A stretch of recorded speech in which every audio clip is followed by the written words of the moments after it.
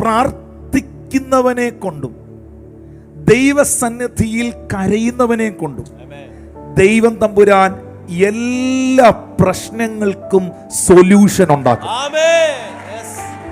ദൈവം നമുക്ക് തരുന്ന സൊല്യൂഷൻസ് ഉണ്ട് എന്ന് വെച്ചാൽ ദൈവം തന്നെ ഇറങ്ങി വന്ന് പരിഹരിക്കുന്ന വിഷയങ്ങളുണ്ട്. അനുഭവിച്ചവരൊരു ആമീൻ പറയാവോ? എന്നാൽ ദൈവം ചില വ്യക്തികളെ ഒരു സൊല്യൂഷനാക്കി മാറ്റും. ഹല്ലേലൂയ. ഇസ്രായേൽ ജനത്തിന്റെ നിലവിളിക്ക്, കരച്ചിലിന്, പ്രാർത്ഥനയ്ക്ക് മോശ ഒരു സൊല്യൂഷൻ ആയിരുന്നു.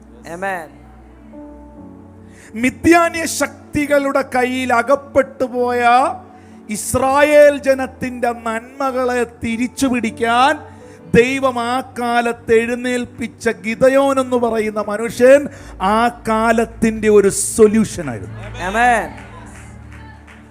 ഹല്ലേലൂയ.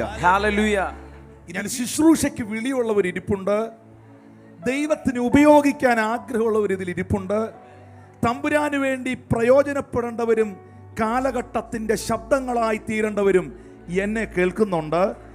വിവിധ തരത്തിലുള്ള പ്രതിസന്ധികളെ അഭിമുഖീകരിക്കുന്നവരും ഒത്തിരി പ്രശ്നങ്ങൾ കണ്ടേച്ച് ഈ ആരാധനയിൽ പങ്കെടുക്കുന്നവരുമുണ്ട്. ഇവരോട് പരിശുദ്ധാത്മാവ് അറിയിക്കുന്നു, പ്രാർത്ഥിക്കുന്നവനെ കൊണ്ട്, ഉപവസിക്കുന്നവനെ കൊണ്ട്, ദൈവസന്നിധി കരയുന്നവനെ കൊണ്ട് അവനെ തന്നെ ദൈവം ഒരു സൊല്യൂഷനാക്കി പല പ്രശ്നങ്ങൾക്കും ഒരു പരിഹാരമാക്കി മാറ്റും.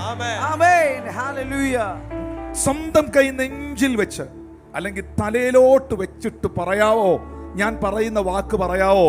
ഞാനൊരു പ്രശ്നത്തിന്റെ ഭാഗമല്ല, ഞാനൊരു പ്രശ്നത്തിന്റെ ഭാഗമല്ല, ഒത്തിരി പ്രശ്നങ്ങളുടെ പരിഹാരമാണ്.